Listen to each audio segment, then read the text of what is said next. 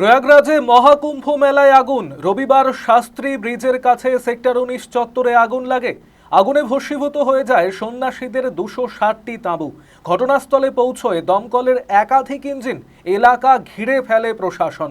এখনো পর্যন্ত হতাহতের খবর নেই। জানা গিয়েছে একটি তাঁবুর ভেতর গ্যাস সিলিন্ডারে বিস্ফোরণ হয়। সেখান থেকে দাউ দাউ করে আগুন জ্বলে ওঠে একটি তাঁবুতে। চোখের নিমেষে একাধিক তাঁবুতে ছড়িয়ে পড়ে সেই আগুন। আপৎকালীন পরিস্থিতির সামলানোর জন্য মেলার মাঠেই ছিল দমকলের একাধিক ইঞ্জিন। দমকলকে সাহায্য করতে ঘটনাস্থলে পৌঁছয় জাতীয় বিপর্যয় মোকাবিলা বাহিনীর সদস্যরাও।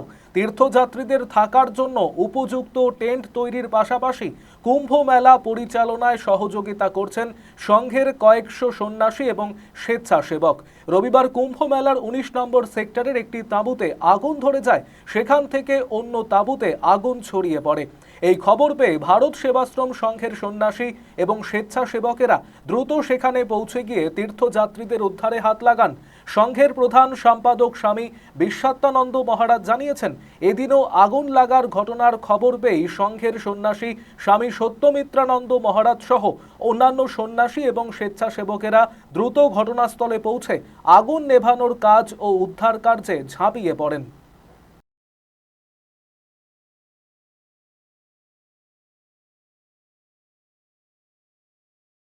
ভারত সেবাশ্রম সংঘের তরফ থেকে সকল স্বেচ্ছাসেবকরা আমাদের আজকের বিকাল 3টের সময় 14 নম্বর সেক্টরে করপাত্রী মহারাজের ক্যাম্পে আগুন লাগে।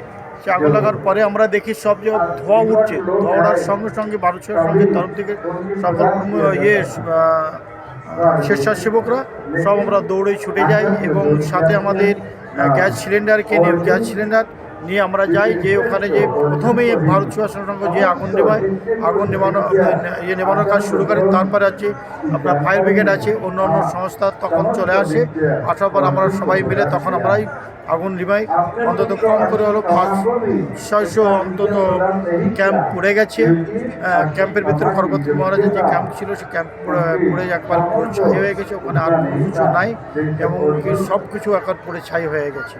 আমরা সেখান থেকে প্রায় 5:30 নাগাদ আমরা ওখানে থেকে সবগুলি নিভাই দিবে। তারপরে আমরা আসলাম।